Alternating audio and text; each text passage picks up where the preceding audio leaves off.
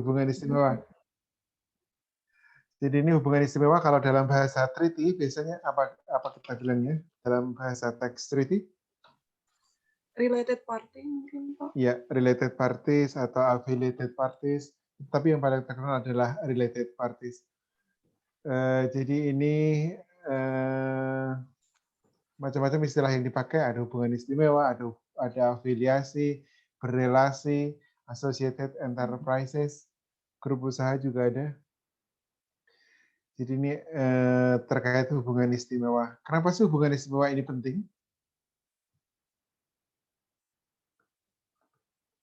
Kenapa penting? Hubungannya dengan penggelapan pajak mungkin Pak. Penggelapan. Apa di tempat gelap itu? Jadi kalau ada hubungan istimewa, kalau kalian sebagai account representatif atau sebagai tax auditor, apa yang ada di bayangan kalian? Kalau transaksi dengan hubungan istimewa, dia sesuai dengan PKKU atau tidak biasanya?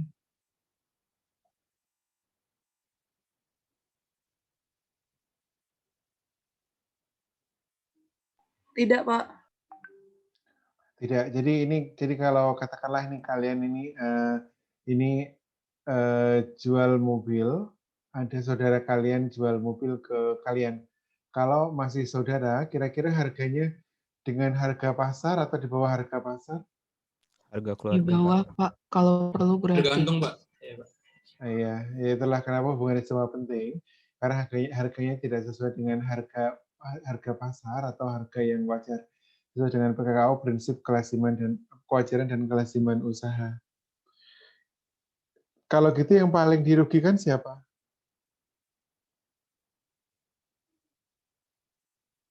DJP Pak. DJP.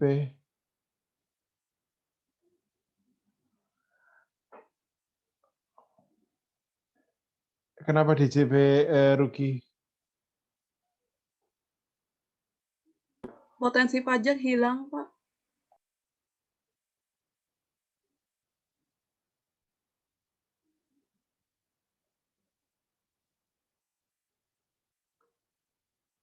Sebentar ya, ada kerjaan dari kantor malam ini.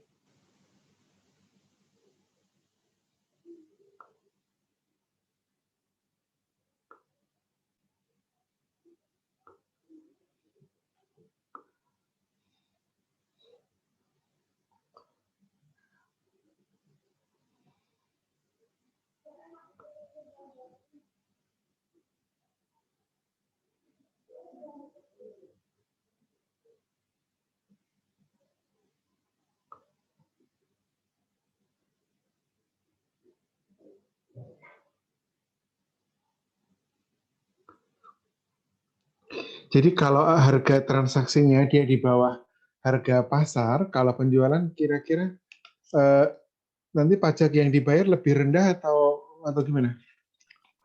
Rendah, Pak. Pasti dia lebih rendah dari yang seharusnya. Ini jadi oleh karena itu kenapa DJP insist akan menerapkan yang PKKU atau prinsip kelasiman dan kewajaran usaha. Karena jadinya pajak terutangnya menjadi lebih rendah dari yang seharusnya. Karena kalau yang kita mau adalah yang arm's length, jadi kalau arm's length itu coba kalian rentangkan kedua tangan kalian, itulah arm's length. Jadi kalau dia arm's length, kalau arm's length kan kita tidak bisa bisik-bisik. Kalau yang dekat, yang related parties, biasanya dia bisik-bisik. Kalau yang arm's length, kalau kalian senam waktu SD atau SMP, kalau jaraknya sebegitu kan tidak mungkin bisik-bisik, pasti teriak, at least berbicara, yang lain juga bisa mendengar. Kalau yang lain bisa mendengar, berarti itu sesuai dengan harga mekanisme wajar. Kalau bisik-bisik, pasti ada sesuatu yang disembunyikan. Ini terkait hubungan istimewa. Jadi hubungan istimewanya ada diatur di pasal 18 ayat 4 Undang-Undang PPH, kemudian pasal 2 ayat 2 Undang-Undang PPN, kemudian ada di PMK 22 tahun 2020 di pasal 4. Ini PMK 22 tentang apa ya ini?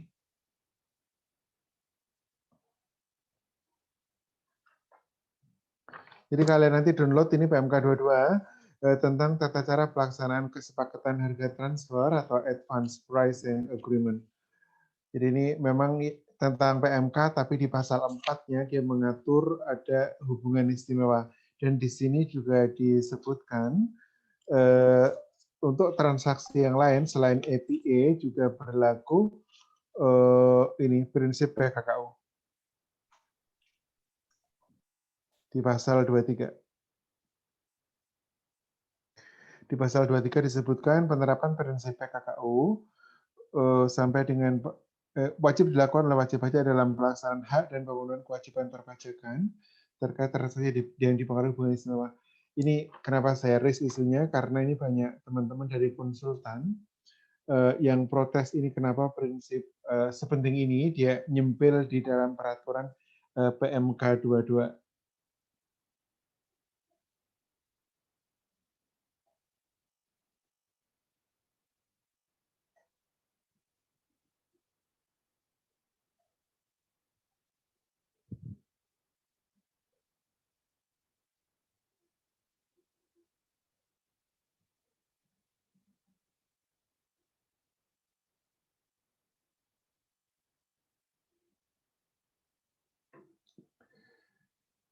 Jadi kalau ini coba kita lihat kalau di P3B itu nanti ada associated enterprises, kemudian ada juga yang disebut closely related person. Apa itu MLI? Ada yang tahu MLI?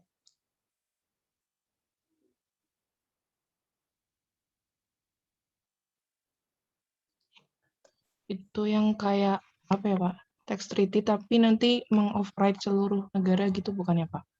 Ini multilateral instrument.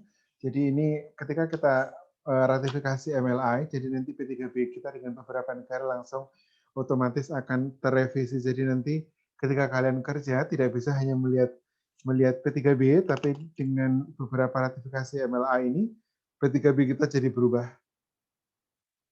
Ini multilateral instrument, ada beberapa pasal yang kita partisipasi di dalamnya. Kalau kita partisipasi kemudian kebetulan match dengan negara lain yang mau melakukan hal yang sama dengan Indonesia, kita nanti punya langsung berubah P3B kita, itu MLI. Di sana disebutnya closely related persons. Kalau di P3B biasanya associated enterprises. Kemudian ini apa sih wewenang DJB terkait hubungan istimewa ini? Ini jadi kalau ada hubungan istimewa apa yang DJP berhak ngapain? Menentukan harga wajar Pak. Iya Pak. Ya, menetapkan harga wajar. Jadi kalau di pasal 6 ayat 1 huruf A, itu tentang apa itu pasal 6 ayat 1?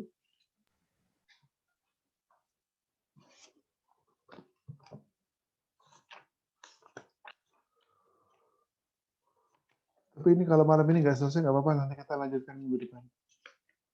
Ini pasal 6 ayat 1A tentang apa sih? 3M bukan? Iya Pak. Jadi ini biaya secara langsung atau tidak langsung berkaitan dengan usaha antara lain itu segala macam. Di situ ada biaya 3M, mendapatkan, menagih, dan memelihara penghasilan. Kalau ini yang 1A, ini antara lain biaya yang secara langsung atau tidak langsung berkaitan dengan usaha, antara lain pembelian bahan dan seterusnya. Ada sampai royalti, kemudian ada pajak kecuali pajak penghasilan. Kalau 9 ayat 1F, ayat 1 huruf F, terkait apa itu? R&D Pak. Penelitian dan pengembangan. Pasal 9, kalau pasal 6 kan biaya yang boleh dibiayakan, ya kan? Itu kalau yang 9 yang tidak boleh Pak. Yang tidak boleh. Jumlah melebihi kewajaran Pak. Iya. Ini jadi di sana ada yang jumlah melebihi kewajaran. Itu tidak boleh. Kemudian di 10 ayat 1 apa? Itu juga ada kalau harga perolehan yang dipengaruhi oleh hubungan yang tidak dipengaruhi hubungan istimewa adalah yang ditentukan di sini harga perolehan atau penjualan dalam hal terjadi jual beli harta yang tidak dipengaruhi hubungan istimewa adalah jumlah yang sesungguhnya dikeluarkan. Sedangkan kalau ada hubungan istimewa adalah jumlah yang seharusnya dikeluarkan. Jadi kalau tidak ada hubungan istimewa berarti dia sesungguhnya, kalau ini yang seharusnya. Jadi misalnya seharusnya 10 juta, tapi karena ada hubungan istimewa cuma dibayar 7,5, itu perlu di-adjust ulang. Itu kalau dengan SPDN, tapi kalau dengan SPLN SPLN tentu ada P3B. Ini kalian tahu ada corresponding adjustment ada di mana tuh Pak? Pasal-pasal corresponding adjustment.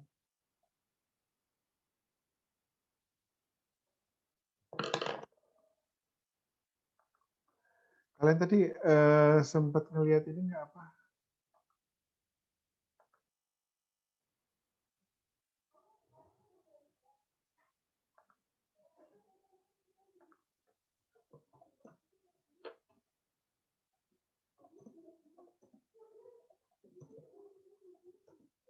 Ntar kita lihat P3B.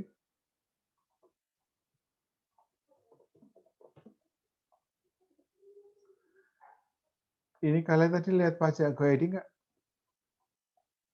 Lihat, Pak.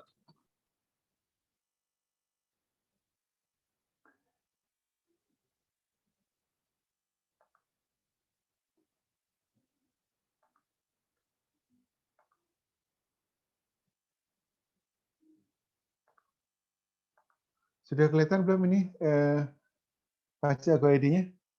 Sudah, Pak. Sudah, Pak. Coba kita lihat P3B Indonesia dengan mana yang paling terkenal? Singapura.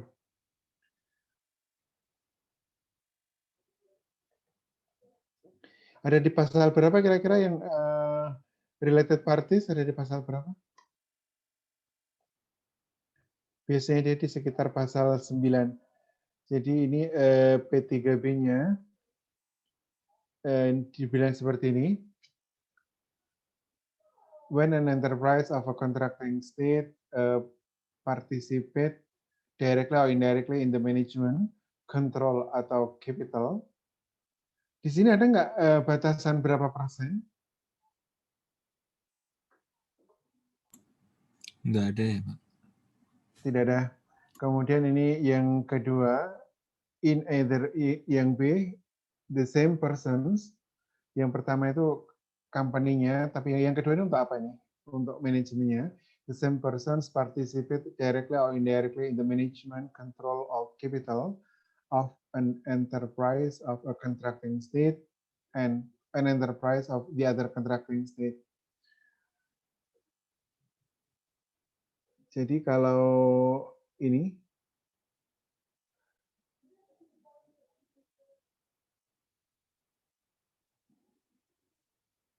which differ di sini coba dilihat sini, which differ from those which would be made between independent enterprises, any profit which would but for those conditions have accrued to one of an enterprises, but by reasons of those conditions have not so accrued, may be included in the profit of that enterprises and tax accordingly. Kira-kira apa maksudnya?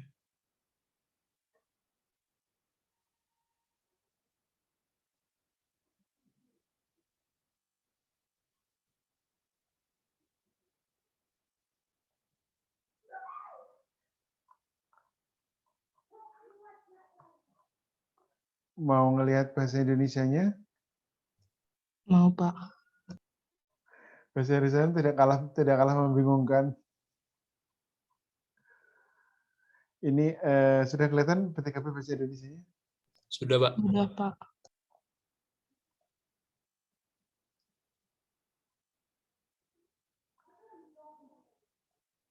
Apabila suatu perusahaan sama seperti itu, ini yang AB ini adalah definisi hubungan istimewa.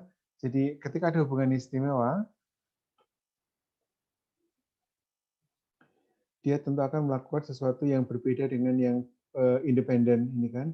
Maka setiap laba yang seharusnya diterima, namun tidak diterima, dia dapat ditambahkan. Jadi nanti misalnya yang tadi penjualannya seharusnya 10 juta tapi cuma dicatat 7,5, nanti yang selisihnya dapat ditambahkan pada penghasilan di negara yang melakukan pemeriksaan atau melakukan koreksi dan dapat dikenakan pajak. Ini dasar kita melakukan mengenakan pajak atas transaksi hubungan istimewa. Tapi di sini ada corresponding adjustment atau tidak di sini? Pasal ini ada corresponding adjustment atau tidak? di P3P dengan Singapura?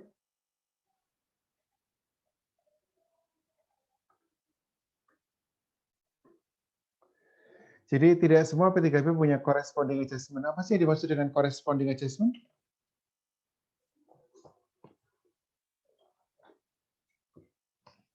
Tadi Donella sudah menjelaskan MLI. Apa corresponding adjustment? Donella, kamu nama absen berapa? 10 ya? Iya, Pak. Oke, corresponding adjustment apa? Penyesuaian penghasilan kena pajak bukan, Pak? Maksudnya gimana? Apa ya, kan PHKP ini. Ini siapa? Seno, Pak. Nomor berapa? 26. Gimana, Seno?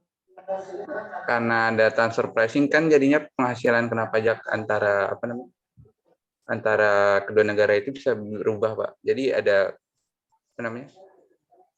corresponding adjustment itu, Pak. Jadi maksudnya gimana? Jadi misalnya nih kita nih jadi pemeriksa di KPP penanaman modal asing, dia melakukan pemeriksaan karena misalnya ada penjualan dari subsidiary ke induknya di Jepang, ini yang paling mudah ini. Jangan ke Jepang lah, Jepang nggak ada. Jadi PTX ini dia melakukan penjualan ke X Corporation di katakanlah ya apa Jepang, Korea. Menurut kita ini ada hubungan istimewa nih karena X Corporation mempunyai kepemilikan katakanlah 50%. Berarti kan ini transaksinya arm's length nggak, katakanlah dia 100 miliar ini. PTX menjual ke X Corporation seharga 100 miliar. Kalau kalian sebagai tax auditor, apa yang kalian lakukan? Kita periksa aja, Pak. Iya, diperiksa lah. Enggak, ini kan curiga kan tadi. Curiga ini berarti kalian menduganya ini penjualannya overstated atau understated? Penjualan ke Jepang, ke Korea? Understated. Jadi di kalian menggunakan understated. Katakanlah kalian menemukan koreksi, seharusnya harganya bukan 100 miliar, tapi seharusnya 150 miliar, ya kan? Berarti penjualannya ada koreksi positif nggak itu? Iya, Pak. Ya. Terus gimana dong kalau ada koreksi? Kira-kira negara kira-kira BP-nya setuju nggak ini? Kira-kira dikoreksi segitu? Normalnya sih pasti nggak setuju, Pak. Enggak, Pak. Oke lah, katakanlah setuju ya, ini untuk ekstrimnya katakanlah setuju. Berarti kalau BP-nya setuju dikoreksi, ini sebenarnya real uang yang diterima berapa? Yang Jepang membayar sebenarnya berapa Jepangnya? 100, Pak. 100, tapi kita anggap Jepangnya membayar 150 gitu kan? Iya, Pak. Jadi corresponding adjustment itu akan terjadi ketika nanti Jepang juga mau melakukan koreksi negatif. Karena di sini penjualan, di Jepang kan yang tadinya awalnya dia hanya beli 100 miliar, dia harus ada corresponding adjustment. Jadi negara mitra akan melakukan corresponding adjustment sebesar pembeliannya diakuinya 150 miliar. Meskipun dia realnya hanya membayar 100 miliar, tapi ketika corresponding adjustment dilakukan, jadi dianggapnya yang belinya sebesar 150 miliar. Itu yang disebut corresponding adjustment. Tapi kira-kira ada nggak negara yang dengan sukarela melakukan corresponding adjustment? Enggak, Pak. Karena nanti pajak yang mereka terima kan harus dikembalikan gitu, Pak. ya, benar. Jadi memang kalau ada corresponding adjustment, jadi penghasilan kena pajaknya mereka akan turun karena dari yang pembelian awalnya 100 miliar menjadi 150 miliar. Jadi mereka ada kemungkinan pengembalian ataupun pajak yang terutang lebih kecil dari yang seharusnya, itu yang disebut dengan corresponding adjustment. Beberapa P3P tidak ada corresponding adjustment. Seperti dengan Jepang, dengan Singapura tadi tidak ada corresponding adjustment. Coba kita lihat P3P mana yang kira-kira ada corresponding adjustment.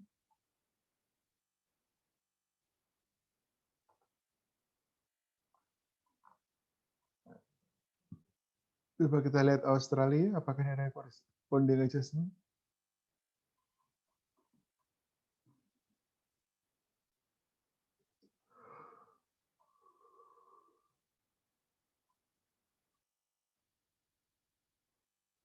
Ini kebetulan ada di Australia.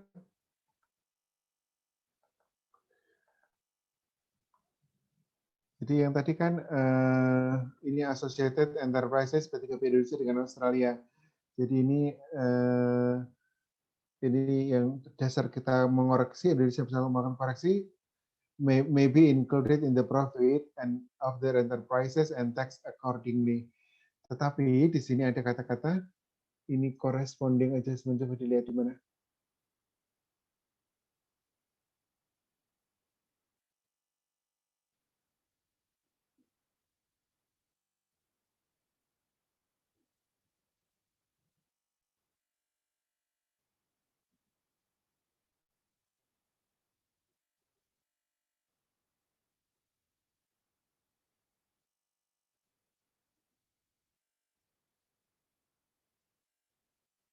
Ini ada corresponding adjustment ada di sini. The first mentioned shall make an appropriate adjustment. Ini, jadi dia harus membuat corresponding adjustment, tapi tidak semua P3B ada corresponding adjustment. Ini salah satunya dengan Australia kita ada corresponding adjustment, tapi tentunya corresponding adjustment akan dilakukan ketika wajib pajaknya juga dia tidak keberatan atas koreksi transfer pricing-nya. Ketika wajib pajak keberatan, apa yang akan mereka lakukan? Kalau tidak setuju, apa yang akan dia lakukan? Keberatan mungkin, Pak. Ya, kalau keberatan kan itu domestic relief.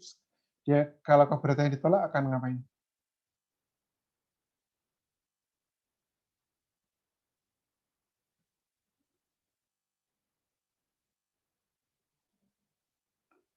Dia akan melakukan setelah keberatan apa? Keberatan ditolak? Banding. Iya, banding. Setelah banding ada kemungkinan lagi nggak? Peninjauan kembali, Pak. Berjalan kembali ke mana? KMA, Pak. Mahkamah Agung. Ke Mahkamah Agung. Kalau Mahkamah Agung sudah final atau tidak? Udah, Pak.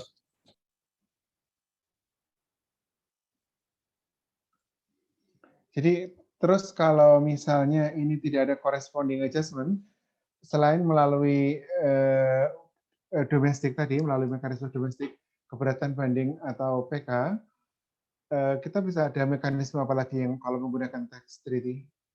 Pertama kan ada corresponding adjustment kalau ada pasalnya. Tapi kalau tidak ada pasalnya, apa yang bisa mereka lakukan?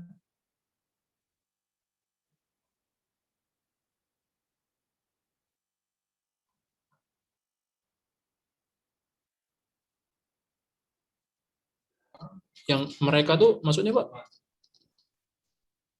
Ya wajib pajaknya. Wajib pajaknya.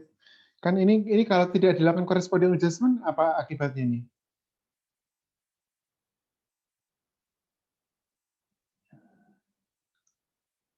Yang Jadi satu kalau kegedean, satu kekecilan gitu, Pak. kan dia sebagai satu grup entity kan, satu holding company.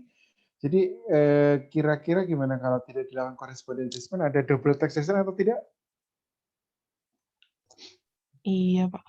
Ya, jadi ada kemungkinan, sangat mungkin di double taxation.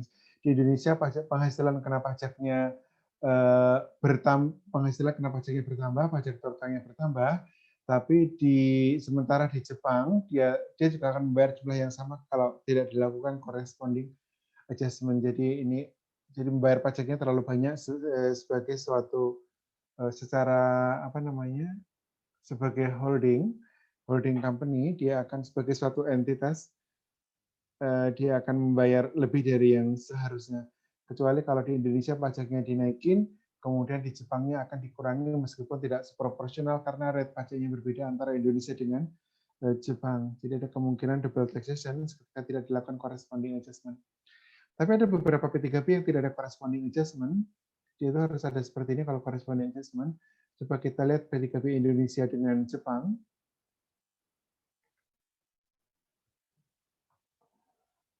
Ini Australia kebetulan ada yang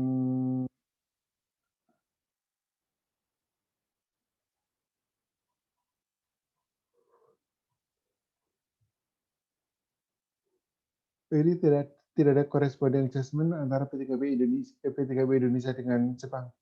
Jadi apa yang bisa mereka lakukan selain keberatan banding? Kalau keberatan banding kan melalui jalur domestik di Indonesia, wajib-wajibnya mengajukan keberatan atas hasil pemeriksaan. Kalau ini dia bisa ngapain? MAP itu corresponding adjustment itu atau enggak ya, Pak? Ya, jadi kalau dia tidak ada pasal corresponding adjustment, dia bisa melalui mekanisme MAP, Mutual Agreement Procedure, biasanya ada di pasal 25. Jadi kalau wajib-wajib merasa diperlakukan tidak sesuai dengan yang seharusnya, mereka bisa mengajukan MAP. Jadi ini jadi where a person considers that the actions of one of both contracting state result or will result for him in taxation not in accordance with the provision of this agreement, he may, irrespective the remedies provided by domestic laws, jadi ini terlepas dari yang ada ketentuan domestik yang keberatan banding dan seterusnya tadi, jadi dia dapat melakukan ini. The present his case the competent authority of contracting state, dia bisa melakukan MAP. Ini mutual agreement procedures.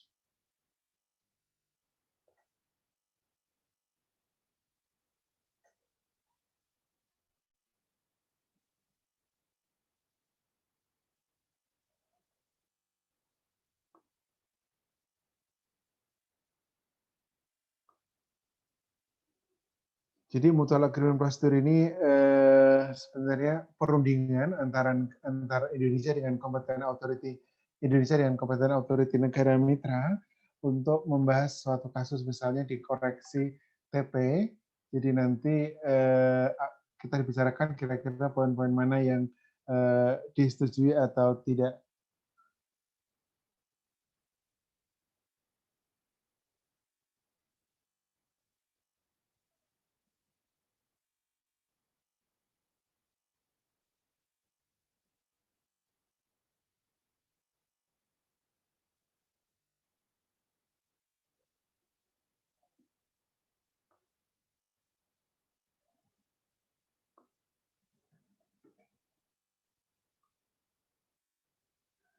Ada pertanyaan sampai di sini?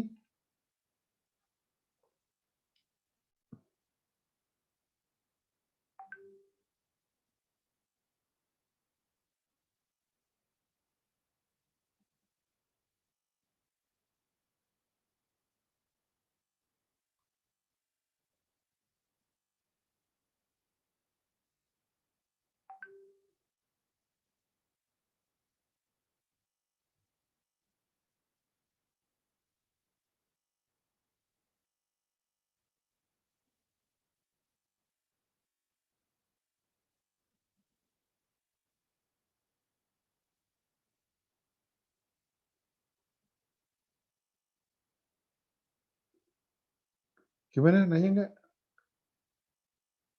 Sebentar ya.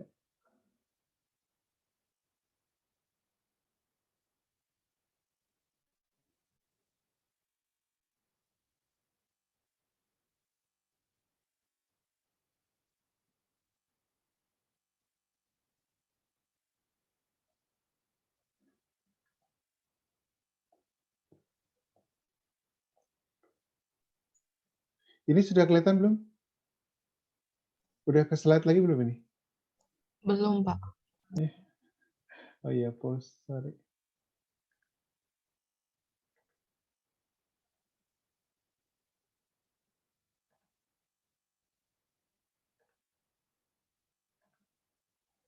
Jadi ada corresponding adjustment, jadi tidak semua P3B ada pasal corresponding adjustment, yang ada selalu ada hanya di model P3B, baik itu dengan UN model maupun dengan OECD model.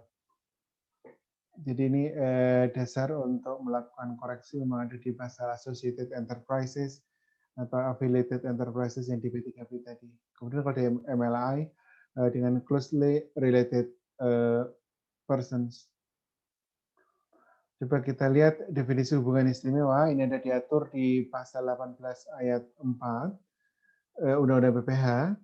Kalau kita lihat, nanti kita bandingkan antara di pasal 18 ayat 4 dengan PSAK Kalau di undang-undang ini kita lihat bunyi asli pasalnya, sudah kelihatan? Sudah, Pak. Jadi hubungan istimewa dianggap ada apabila wajib pajak mempunyai penyertaan modal langsung ataupun tidak langsung paling rendah 25% pada wajib pajak lain. Jadi ini ada threshold 25%. Jadi ketika A memiliki saham sebesar 25% pada PTB, maka ini adalah ada hubungan istimewa.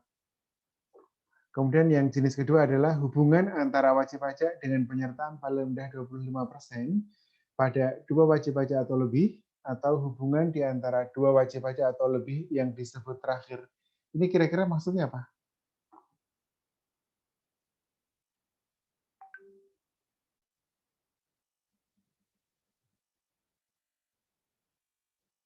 Ini kan ada 3 koma, paling rendah 25%. Ini paling clear ini, karena dia hubungan langsung apa tidak langsung ini? Yang pertama? Langsung, Pak. Langsung. Kalau yang kedua, hubungan antara wajib pajak dengan penyertaan paling rendah 25% pada dua wajib pajak atau lebih. Itu langsung apa tidak langsung? Tidak langsung ya, Pak. Tidak langsung.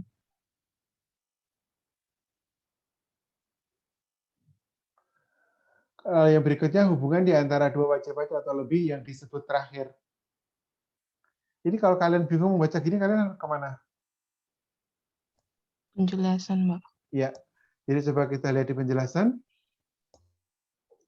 Ini di penjelasannya hubungan istimewa antara wajib pajak dapat terjadi karena ketergantungan atau keterikatan satu dengan yang lain yang disebabkan oleh pertama adalah kepemilikan atau penyertaan modal yang 25% tadi minimalnya. B, adanya penguasaan melalui manajemen atau penggunaan teknologi, nanti kita bahas. Selain karena hal tersebut, hubungan istimewa antara wajib pajak orang pribadi dapat pula terjadi karena hubungan darah atau perkawinan. Ini yang A tadi, hubungan istimewa dianggap ada apabila terdapat hubungan kepemilikan berupa penyertaan modal sebesar 25% atau lebih secara langsung atau tidak langsung. Nah, ini ada contohnya. Jadi A memiliki 50% saham pada PTB. Pemilikan saham oleh PTA merupakan penyertaan langsung. Ini tidak ada dispute. Selanjutnya PTB memiliki 50% saham pada PTC. Jadi tadi A memiliki B. A memiliki B berapa persen? 50%. Kemudian B memiliki, kalau di gambar panah, B memiliki C sebesar berapa? 50, Pak. 50%. Jadi ini bisa dikatakan A sebagai pemegang saham PTB secara tidak langsung mempunyai penyertaan pada C sebesar 25%.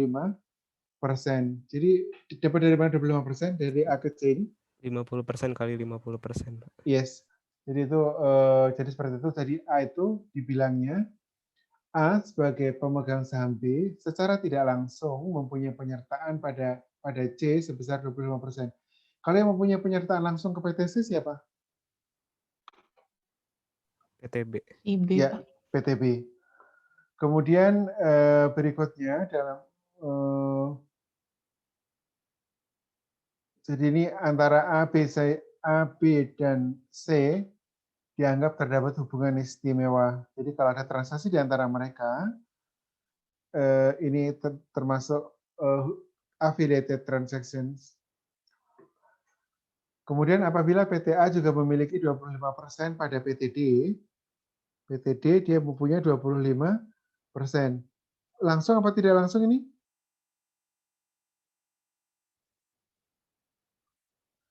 A memiliki saham di PTD sebesar 25%. Langsung apa tidak langsung kepemilikannya? Langsung ya.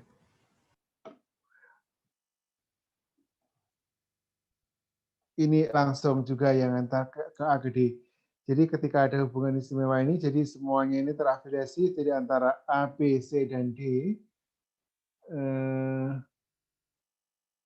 Jadi antara B, C, dan D dianggap ada hubungan istimewa.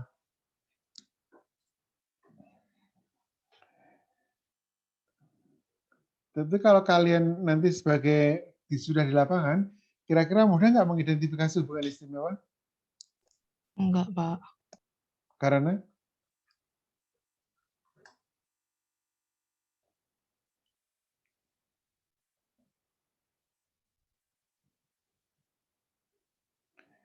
ini kan kalau di kita threshold-nya 25%. Jadi di Jepang, Jepang ini sangat tricky dia. Jadi dia itu hampir tidak ada orang atau badan yang memiliki saham langsung dalam jumlah besar. Pasti itu kecil-kecil sekali, biasanya sekitar 5%, 1%, kemudian melalui trust dan segala macam. Jadi ini kalau ini contohnya terlalu sederhana ini kalau yang di undang-undang, tapi dalam prakteknya, jadi ini biasanya berlayer. Jadi ini menggunakan beberapa layer sehingga ini harus di trace. Ini sebenarnya dibikin semacam rumah laba-laba, sarang laba-laba. Jadi akan ketahuan pohon kepemilikan, ini kira-kira siapa yang memiliki apa dan di mana. Jadi ini agak complicated ketika dalam praktek. Ini hubungan istimewa yang pertama adalah karena kepemilikan tadi minimal 25%. Kemudian yang B, wajib pajak menguasai wajib pajak lainnya, atau dua atau lebih wajib pajak berada di bawah penguasaan yang sama, baik langsung maupun tidak langsung. Kita lihat penjelasan huruf B. Hubungan istimewa antara wajib pajak juga dapat terjadi penguasaan, karena penguasaan melalui manajemen, atau penggunaan teknologi, walaupun tidak terdapat hubungan kepemilikan. Ini contohnya gimana nih? Kalau manajemen gampang kan, dari direksi atau komisaris. Kalau yang teknologi gimana? Penggunaan mesin kali Pak di salah satu PT. Ada ketergantungan jadinya.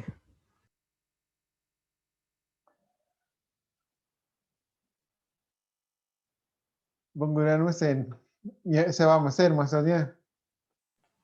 Lebih ke beli, cuman kayak ada tenaga ahlinya, kayak ada maksimal produksi segini, kayak ada dia tuh ada ketergantungan sama produksinya yang memproduksi alat itu.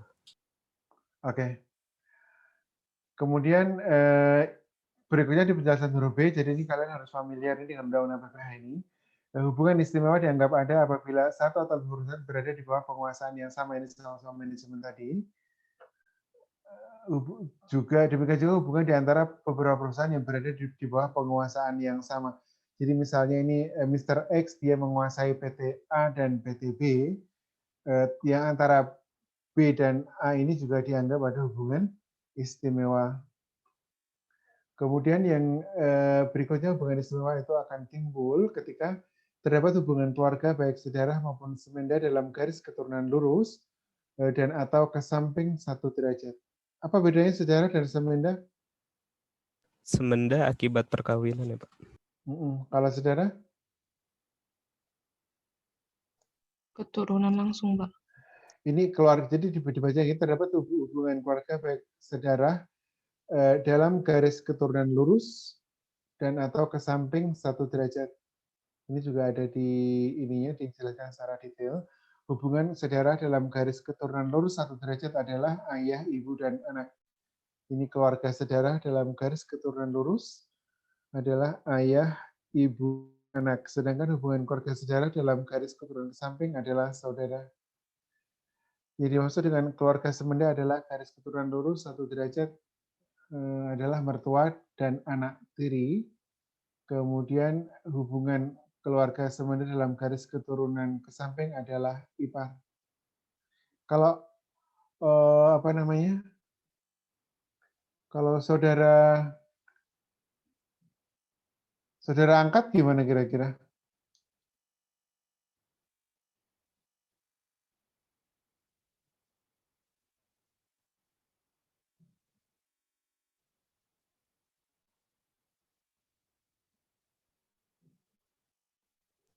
Termasuk bukan ya, Pak? Gimana? Masuk ke yang mana kalau saudara angkat? Semenda mungkin, Pak. Semenda itu karena pernikahan, iya kan? Mungkin karena saudara dia ikut dalam satu kakak gitu, Pak. Kalau satu kakak dimasukkan, berarti nanti orang banyak nitip kakak semua. Coba nanti kalian browsing kalau yang anak angkat itu dia masuk tidak dalam kriteria hubungan sedarah atau semenda. Ini yang hubungan istimewa menurut Undang-Undang PPH kita. Tadi mana ini? Oke, ini kita juga sudah bahas tadi. Kemudian di PMK 22 coba kita lihat.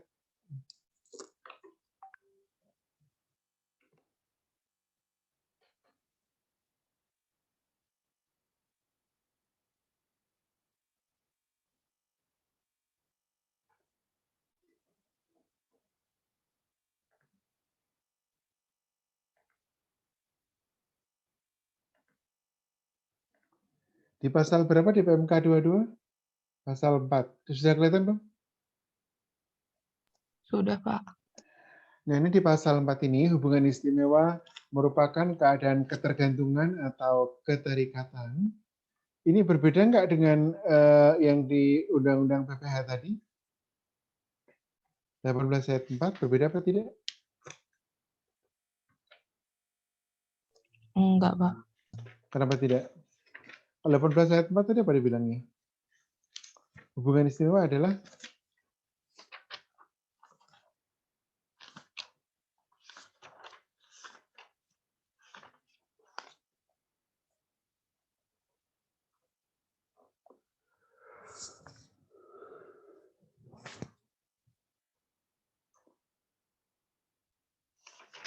yang kata-kata seperti itu di mana? 18 ayat 4 ada di mana tadi?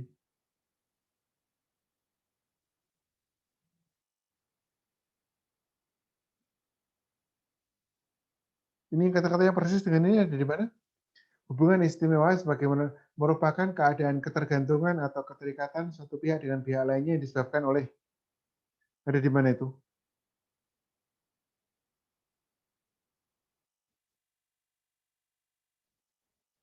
Di penjelasannya, Pak. Iya, di penjelasan.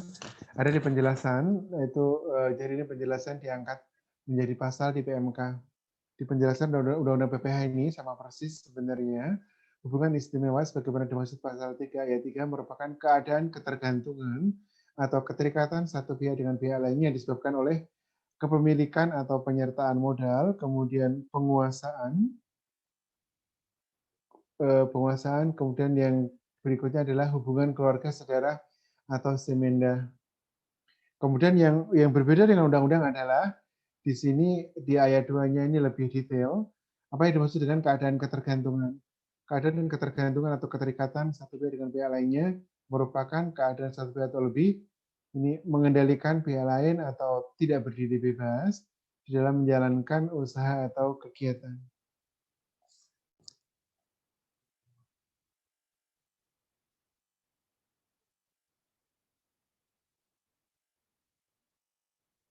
Ini sama enggak yang ayat 3 dengan undang-undang PPH tadi? Sama, Pak. Sama, oke. Terus mana lagi yang kira-kira ada nggak yang lebih luas dari undang-undang PPH tadi?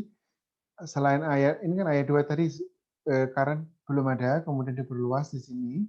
Yang dimaksud keadaan ketergantungan adalah keadaan satu pihak atau pihak lainnya mengendalikan pihak lain atau tidak berdiri bebas dalam menjalankan usaha atau melakukan kegiatan. Ada lagi nggak yang berbeda dengan di undang-undangnya?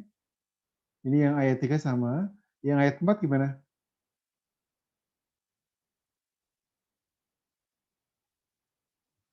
Ini dielaborate lebih lanjut nggak ini apa yang dimaksud dengan penguasaan? Iya, Pak. Ini dielaborate lebih dalam di sini. Hubungan istimewa karena penguasaan, sebagaimana dimaksud ayat 1 huruf B, dianggap ada apabila satu pihak menguasai pihak lain, atau satu pihak dikuasai oleh pihak lain secara langsung maupun tidak langsung. Dua pihak atau lebih berada di bawah penguasaan pihak yang secara ini nanti kalian baca sendiri ya.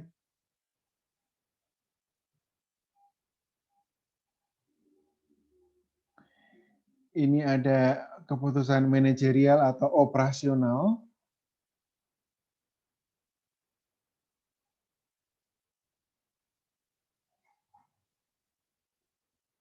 Pengambilan keputusan manajerial, operasional, kemudian pihak yang secara komersial, financial menyatakan diri dalam satu grup yang sama. Kemudian ini ada yang kalau ada klaim sepihak pun dianggap ada hubungan istimewa. Kira-kira dalam kenyataannya gimana? Memang ada yang saya hubungan istimewa dengan sana gitu. Ada nggak yang secara volunteer menyatakan seperti itu? Enggak, Pak. Tidak ada. Jadi yang ada kemarin kami sudah menemukan ada beberapa perusahaan dari kita dapat dari database dari luar negeri. Ini adalah perusahaan afiliasi, tapi WP-nya ngeyel bilang itu bukan afiliasinya, padahal dari dari database yang kita database berbayar, mereka itu menyatakan afiliasi. Tapi BP-nya tetap kekeh tidak afiliasi karena ketika dia bilang afiliasi, dia harus merubah audit report-nya, kemudian dia juga harus mengubah lampiran 3A-nya menjadi yang semula non-affiliated menjadi affiliated parties. Jadi dia juga harus membuat TP-Doc.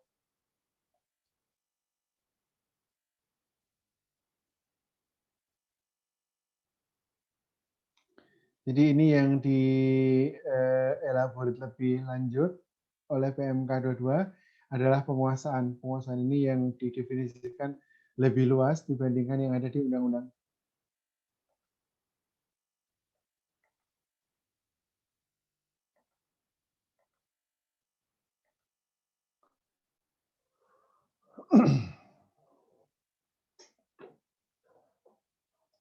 Kalau dilihat dari PSAK, hubungan istimewa adalah pihak-pihak yang dianggap mempunyai hubungan istimewa bila satu pihak mempunyai kemampuan untuk mengendalikan pihak lain.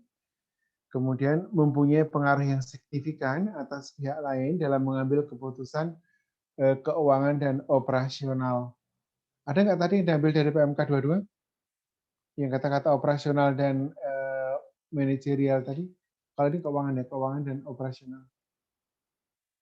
Iya, Pak. Sama kayak PMK 22. Tapi kalau PSAK ini lebih luas apa lebih sempit dibandingkan Undang-Undang PPh dan atau PMK 22?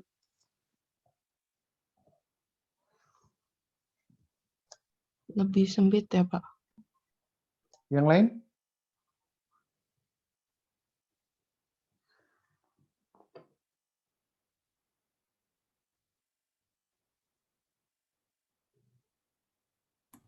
Lebih luas, Pak. Karena Kan kalau di undang-undang yang yang di PMK tadi kan disebutkan keluarga juga, termasuk keluarga juga, sementara di PSAK ini enggak ya? ya ini lebih luas di PSAK ini.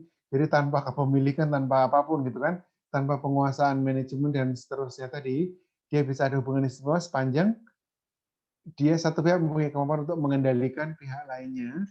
Jadi tanpa sebab musabab apapun, tapi kalau dengan sebab apapun, mereka bisa mengendalikan, sudah dianggap ada hubungan istimewa meskipun tanpa ada kepemilikan, tanpa ada kesamaan manajemen, sepanjang dia bisa mengendalikan pihak lain, dia dianggap ada hubungan istimewa. Kemudian juga yang kedua, mempunyai pengaruh yang signifikan dalam keputusan keuangan dan operasional. Tapi kira-kira membuktikannya susah atau enggak ini yang PSAK 7 ini? Ini buktinya apa kita bisa mengendalikan pihak lain? Misalnya PTA mengendalikan PTB, apa buktinya? Kemudian juga pengaruh signifikan. Ini apa sih pengaruh signifikan PTA ke PTB dalam keuangan dan operasional? Kira-kira bisa dibuktikan nggak ini? Gimana caranya?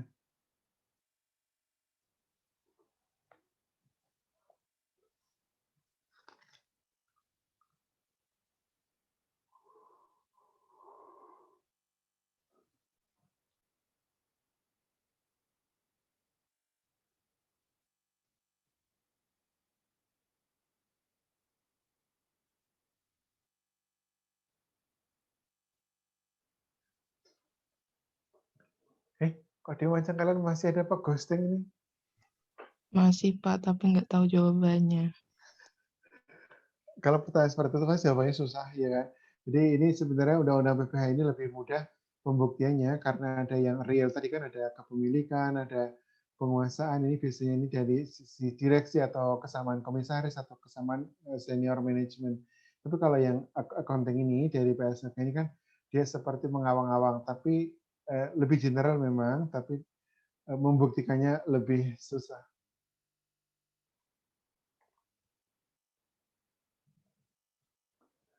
Ini coba dilihat dilihat ini karena kepemilikan atau sebentar. Oke.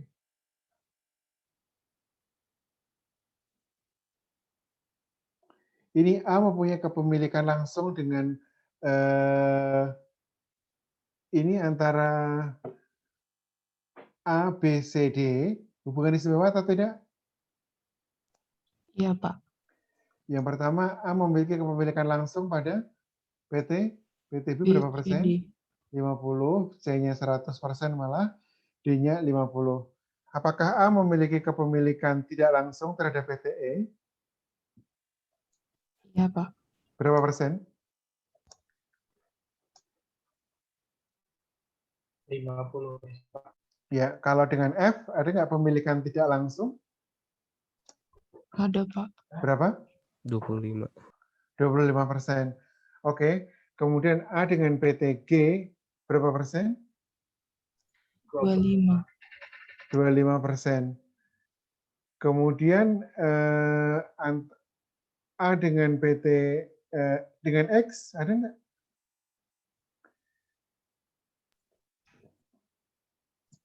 Enggak ya, Pak. Coba berarti ini yang ada hubungan istimewa ada karena kepemilikan. Apa aja yang ada hubungan istimewa ini? Jadi antara A, B, C, D, E, F, G.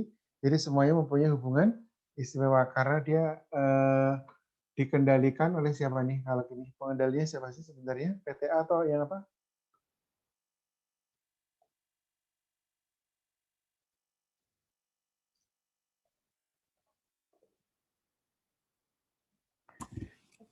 Coba dilihat PTX ini, kalau G dengan X mempunyai kepemilikan langsung atau tidak? Tidak langsung ya, Pak. Oh, sebentar, yang G ke X punya kepemilikan langsung apa tidak? Oh, G ke X punya, Iya, Pak. Pak. Iya, punya. Berarti kan dia punya ada hubungan istimewa antara G dengan X. Kemudian antara D dengan G, ada nggak D dengan X gimana? Ada kepemilikan langsung atau tidak langsung? Ada, Pak. Tidak langsung, Pak. Tidak langsung berapa persen? 25. Berarti DGX ada hubungan istimewa atau apa tidak? Ada, Pak.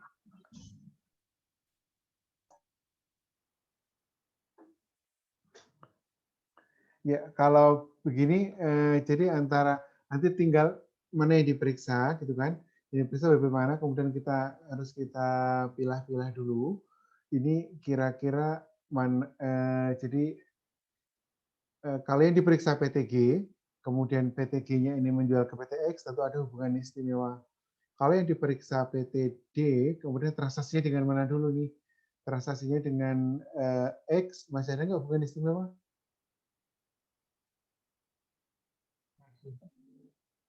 Masih.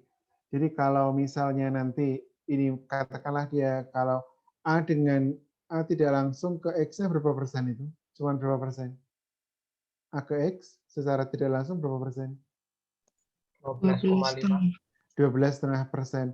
Meskipun kepemilikannya 12,5%, tapi kalau ini sudah dalam satu jaringannya, biasanya nanti kita mencari alasan lain untuk menjadikannya dia hubungan istimewa. Kira-kira dengan apa nih kira-kira?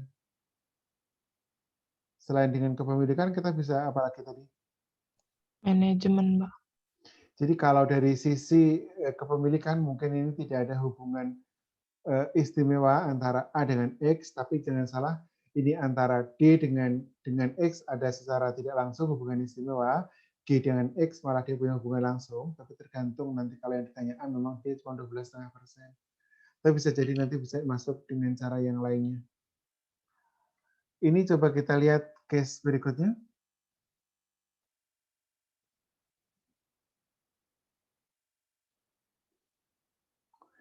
Ini yang ada kesamaan apa nih kira-kira?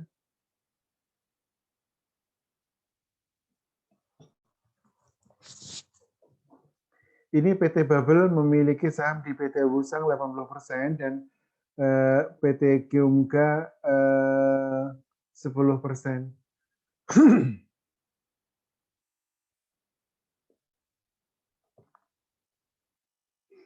Kalau PT Babel dengan PT Wusang ada nggak ini hubungan istimewa?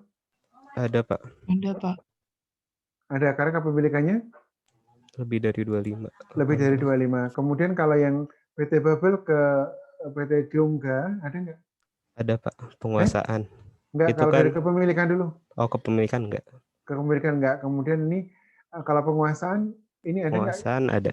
Ada, karena Sama-sama Vincenzo itu manajemennya.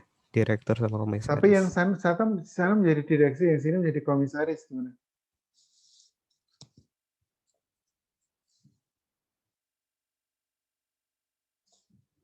Ini role-nya direksi sama komisaris kira-kira kalau untuk menjalankan perusahaan lebih besar mana pengaruhnya?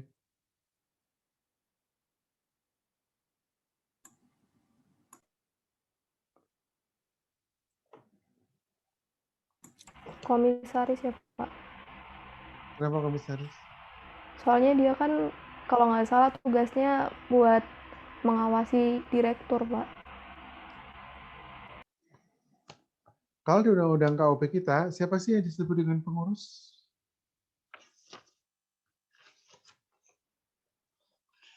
Siapa yang melakukan kewajiban yang mewakili wajib pajak? Siapa namanya? Ada diatur di mana tuh? Pasal 32 ayat 4. 32 ayat 1, ini ada nih. Dalam menjalankan hak dan kewajiban, wajib pajak diwakili dalam hal badan oleh pengurus. Kemudian, siapa sih yang disebut dengan pengurus?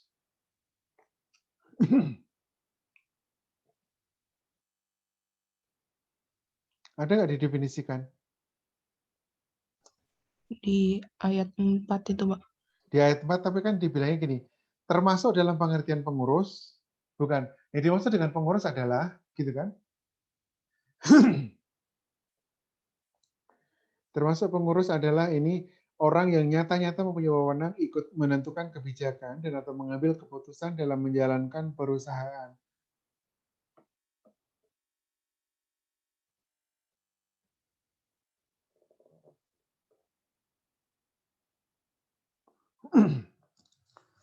Jadi di ayat 4 penjelasannya adalah orang yang tadi itu pengurus adalah orang yang nyata-nyata mempunyai wewenang dalam menentukan kebijaksanaan dan atau mengambil keputusan dalam rangka menjalankan kegiatan perusahaan. Misalnya wewenang menandatangani kontrak dengan pihak ketiga, menandatangani cek, dan seterusnya. Walaupun orang tersebut tidak tercantum dalam namanya dalam susunan pengurus yang tertera dalam akte pendirian. Ini biasanya untuk nomini. Termasuk dalam pengertian pengurus, meskipun yang tadi tidak ada namanya, tapi kalau dia ternyata powerful, dia bisa melakukan apapun untuk mempunyai wewenang untuk menentukan kebijakan perusahaan, dia dianggap pengurus meskipun namanya tidak ada. Jadi pengurus ini bisa jadi dia komisaris juga termasuk dalam pengertian pengurus. Tapi di PMK yang terbaru ini sebenarnya pernah menjadi dispute ketika membahas isu terkait penagihan pajak. Siapa sih penanggung pajak? Nah ini tapi untuk di stage sekarang, jadi ini karena ada kesamaan orang di sana yang dalam tanda kutip dia menguasai. Jadi tentu kalau misalnya PT Babel dan PT Geongga bertransaksi, tentu dia akan memperhatikan advice dari Mr. Vincenzo tersebut. Jadi meskipun dari sisi kepemilikan tidak ada hubungan istimewa, tapi karena ada kesamaan penguasaan manajemen, ini bisa jadi dia ada, kita pasti kalau dari sisi orang pajak pasti argue ini ada hubungan istimewa.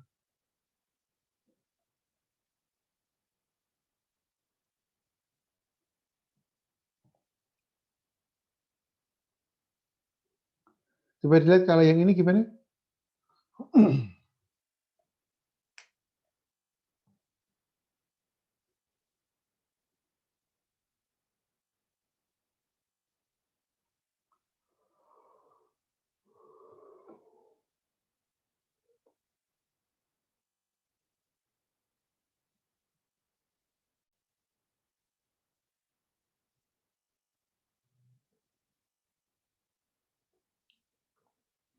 Ada hubungan istimewa apa tidak ini antara PT Peniti dengan PT ABC dengan PT Kolas?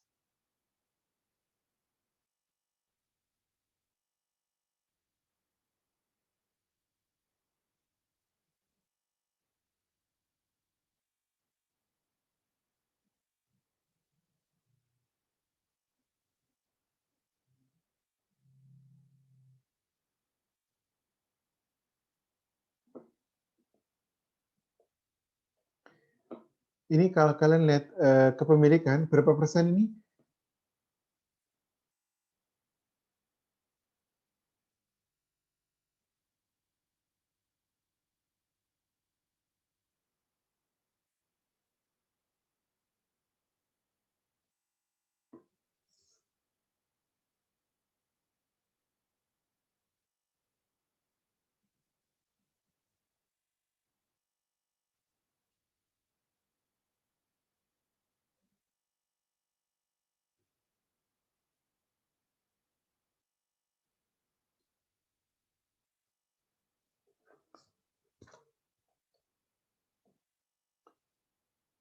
Tadi apa aja sih yang bisa menjadi hubungan istimewa tadi?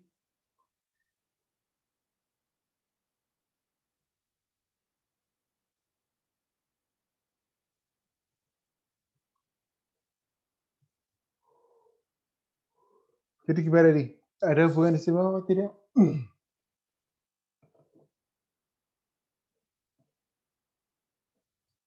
Kalau sudah ngantuk ini kayaknya. Udah nggak ada ya Pak ya? Kenapa tidak ada? Ini awalnya gimana sih ini? Ini PT ABC, ini salah satu, dia punya divisi marketing. PT Kolas ini sebelumnya adalah divisi marketing dari PT ABC. Kemudian dijual kepada Peniti gitu kan. Tapi di laman resmi Pentul Grupnya ini, profil dan logo PT Kolas masih tercantum sebagai anggota grup usaha. Meskipun sudah dijual. Jadi kira-kira gimana?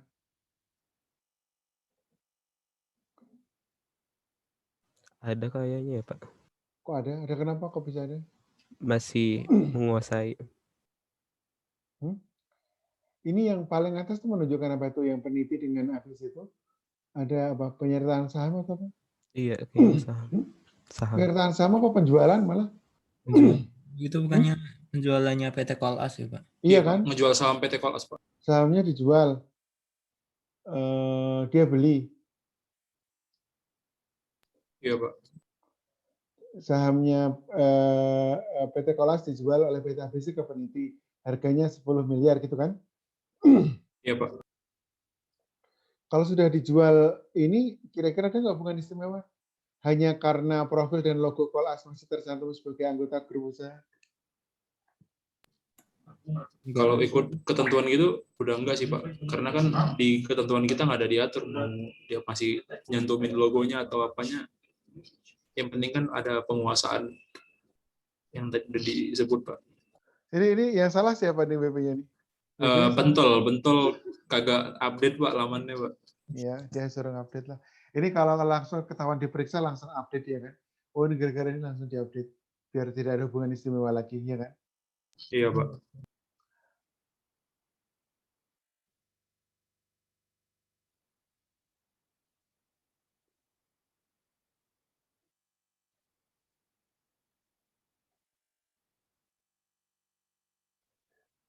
Tapi itu kan kalau dari sisi kepemilikan, tapi bisa jadi ada sisi yang lain, bisa jadi dari sisi penguasaan, dari sisi apa tadi ketergantungan teknologi dan seterusnya tadi, apakah dia masih ada? Kalau ada mungkin masih ada hubungan istimewa mungkin. Ini divisi marketingnya dulu ya. Kalau dia dijual lepas, tapi bisa jadi salah satu direksi di PT ABC masih menjadi direksi atau senior manajemen di PT Kolas mungkin. Coba dilihat di P3B. PT Kolas merupakan SPLN Singapura, maka perlu dilakukan penelitian.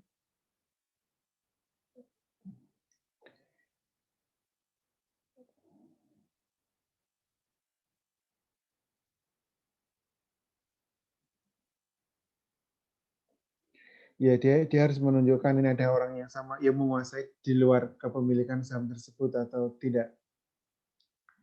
Ini kebanyakan contoh kasus ini. Coba dilihat kalau yang ini kira-kira gimana?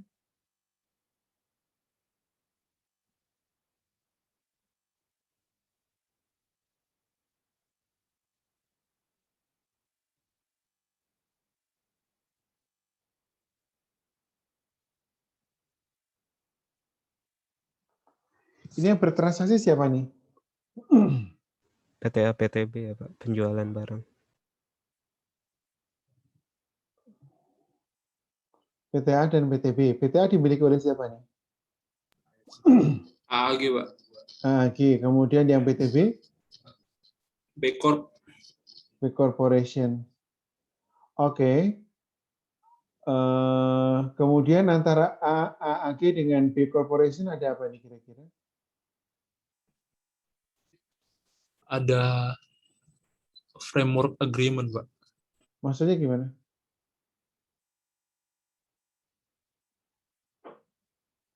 Ini ya, Pak, ya. Jadi nanti anaknya AAG itu harus bertransaksi dengan anaknya B Corp gitu mungkin, Pak.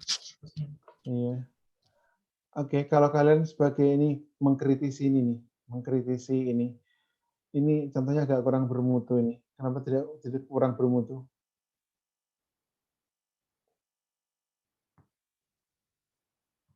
Kalaupun ada hubungan istimewa antara A dan B, yang melakukan corresponding adjustment nanti siapa? Ini ada pengaruhnya enggak ini dikenakan pajak di mana nih? Corporate tax-nya sama enggak ini? Sama, Pak. PTS sama PTB satu negara, Pak. Iya, jadinya tidak agak kurang bermutu kan ini contohnya. Kalaupun ada hubungan istimewa, ini yang ada adalah nanti KPP PTA dia akan ngoreksi. Oh ini penjualan ke PTB ini 100 miliar. Kemudian seharusnya menurut pemeriksa di PTA, oh seharusnya 150 miliar. Tapi pemeriksa di PTB bilang enak aja masa penjualan kita suruh koreksi negatif gitu kan. Benar apa tidak? Oh iya, Pak. Benar, Pak. Jadi lebih ke arah target KPP-nya, Pak, ya. Iya. Jadi kalau transfer pricing yang lokal, jadi sebenarnya agak-agak kurang menarik karena corporate tax-nya kan sama-sama dikenakan di Indonesia. Nanti ada tarik menarik ulur antara satu KPP dengan KPP yang lainnya.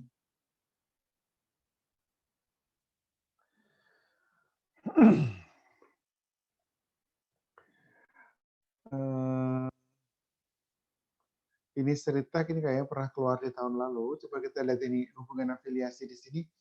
Ada nggak yang menarik ini? Ini PT Seritek dimiliki oleh siapa nih? Aku tidak kelihatan ini. Huddleston ya? Siapa sih? Ya, Huddleston, Pak. Huddleston berapa persen itu? 59,03, Pak. Yang publik 40, sekian. Jadi di Seritek, kemudian Seritek memiliki apa itu Sinar Pancajaya dan seterusnya. Kemudian dia harus disclose di notes to financial statement-nya sebenarnya. Ini nih ada di sini. Kemudian juga ada di related parties-nya. Sangat keren ini. Ini ada di sub entities-nya ada apa? Related parties ada yang di Singapore, Golden Legacy Private Limited, kemudian ada Golden Mountain Textile Trading, dua-duanya ada di Singapore. Jadi nanti kalau kalian melihat transaksi afiliasi, ini nanti harusnya di halaman berikutnya, ini kan masih penyertaan ya. Dia penyertaannya berapa persen. Kalau misalnya kepemilikan di Golden itu 100%, nanti bentuk laporannya apa? Konsolidasi atau bukan? Iya, Pak. Itu 100% semua. Kalau lebih dari 50% dia akan dikonsolidasi. Nanti kalau ada transaksi misalnya pembelian atau penjualan, berarti ini kan ada transaksi afiliasi, berarti nanti pengaruhnya kemana ini? Pengaruhnya di lampiran 3A dia harus membuat TPDoc. Ini hubungan darah tadi sudah kita bahas. Ini ada anak angkat ini. eh, tadi kan kita ini kan ya tadi, tapi di undang-undang nggak ada ya tadi ya, yang anak angkat tidak ada kan? Yang ada adalah ayah, ibu, anak. Kemudian ini dimasukkan ke ini mertua anak angkat semenda lurus 1 derajat, semenda ke samping 1 derajat.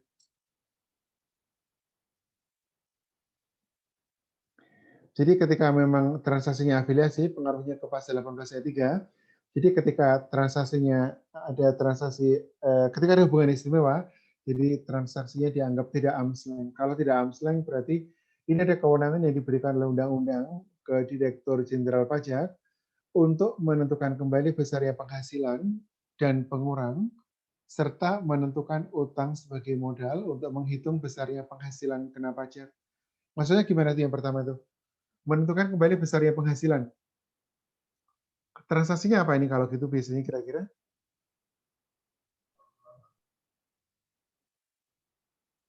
Penjualan atau pembelian? Penjualan, Pak. Penjualan. Berarti penjualannya dia dilaporkan understated. Kalau yang kedua, dan pengurangan. Kalau pengurangan berarti dia sebagai posisi sebagai apa? Biaya, Pak. Sebagai pembeli. Sebagai pembeli, berarti dia kalau sebagai pembeli dia kira-kira ngapain? Dia overstated apa understated yang dikeluarkan? Biasanya overstated, Pak. Iya. Tapi ini jadi kalau misalnya nanti itu penjualannya itu akan make sense ketika dia lintas jurisdiksi, lintas negara. Tetapi ketika nanti domestik jadinya adalah isu domestik yang agak kurang bermutu tadi. Serta menentukan utang sebagai modal untuk menghitung besarnya penghasilan kena pajak. Ini kenapa penting menentukan utang sebagai modal? Karena kalau utang dia bisa jadi pengurang bunga pinjamannya, Pak. Terus kalau modal? Nggak bisa jadi pengurang, Pak, pembayaran dividennya, Pak. Iya, benar. Jadi kalau dia jadi orang itu akan memberikan, orang normalnya pemegang saham, dia tuh harus store modal dulu atau memberikan pinjaman dulu? Store modal, Pak. Ya, jadi store modalnya harus dipenuhi dulu baru boleh memberikan pinjaman dari pemegang sahamnya. Ada beberapa perusahaan yang memilih meskipun sahamnya belum di store penuh, tapi dia sudah memberikan pinjaman kepada kepada anak perusahaannya. Oleh karena itu DJP mempunyai, karena ada hubungan afiliasi, jadi DJP mempunyai kewenangan untuk menentukan utang sebagai modal. Kalau utang sebagai modal, jadi interest expense-nya tadi dikoreksi. Ini terkait dengan apa sih ini sebenarnya nanti kalau di undang-undang itu sangat keren apa istilahnya? Apanya, Pak? Ini istilahnya apa ini kalau untuk koreksi-koreksi ini menentukan utang sebagai modal ini?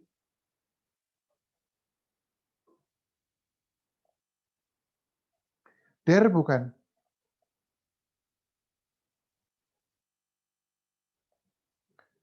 Mungkin ini salah satu trigger untuk DER nantinya. Jadi ini kalau utang sebagai modal, jadi ketika utangnya dikoreksi dari utang menjadi modal, konsekuensinya biaya bunganya tidak boleh dikurangkan karena berubah menjadi dividen. Tapi dari sisi pot kira-kira berpengaruh apa tidak?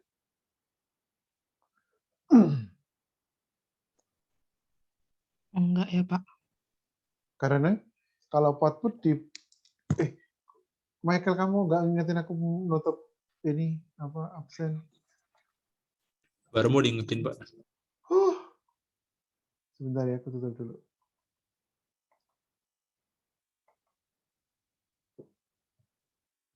Ini kalau ketutup otomatis gimana? Ngaruh nggak sih sebenarnya? Enggak, Pak. Kelas lain banyak yang sebelum jam 9 udah tutup malah, Pak. Enak aja nanti di akhirat ditanya tuh dosen.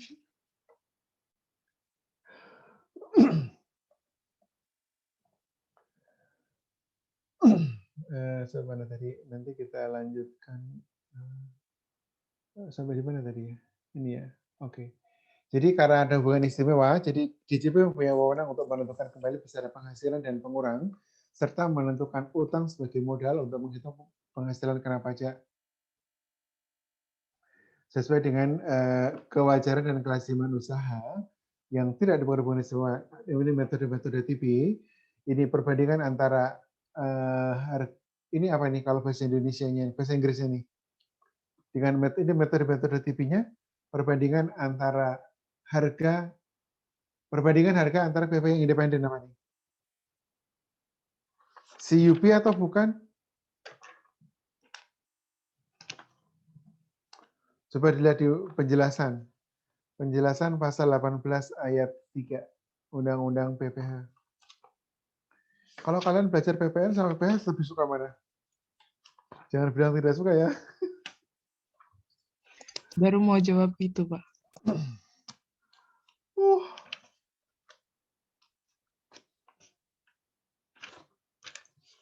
Ini metode-metode tipe yang dimensi di Undang-Undang 18 ayat 4. Ini ada controllable CUP ini. Sebentar yang pertama ini CUP.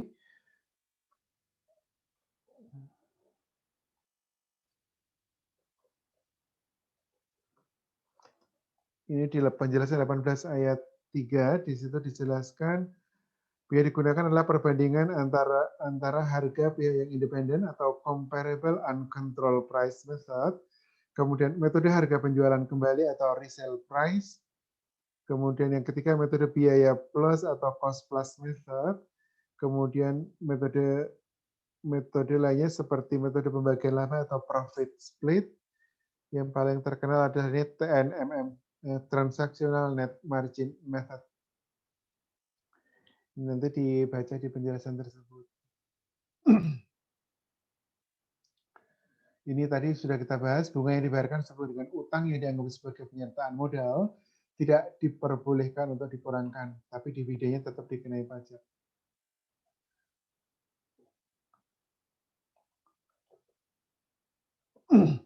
Nanti minggu depan kita lanjutkan, insya Allah ini pasal 18 ayat 3 huruf B dan seterusnya ini. Sebenarnya dulu awalnya ini, dulu kebetulan kami ikut merumuskan PMK-nya ini, di PMK-nya tapi sebenarnya sudah mau dicabut.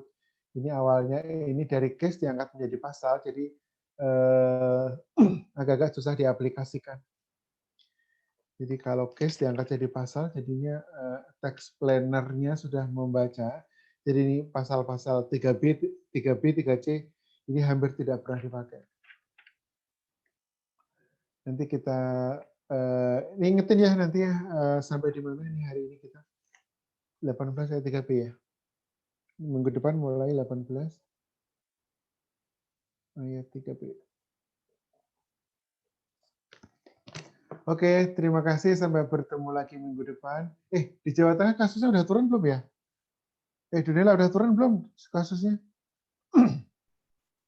Nggak tahu, Pak. Saya di rumah aja, Pak. Kamu nggak nonton berita? Oh, nonton K-pop aja kan kalian? Tapi bagus sih, nggak kebanyakan nonton berita, menurunkan imun. Oke, terima kasih banyak. Sampai bertemu minggu depan. Sehat-sehat ya. Kalau kuis nggak usah dipikirin. Kalau sudah terlanjur tertulis, tidak akan ada yang bisa mengubah. Yang mengubah adalah nanti kalian ketika UASnya nanti. Oke, terima kasih. Selamat malam. Wassalamualaikum warahmatullahi wabarakatuh. Waalaikumsalam. Waalaikumsalam. Terima kasih, Pak. Terima kasih.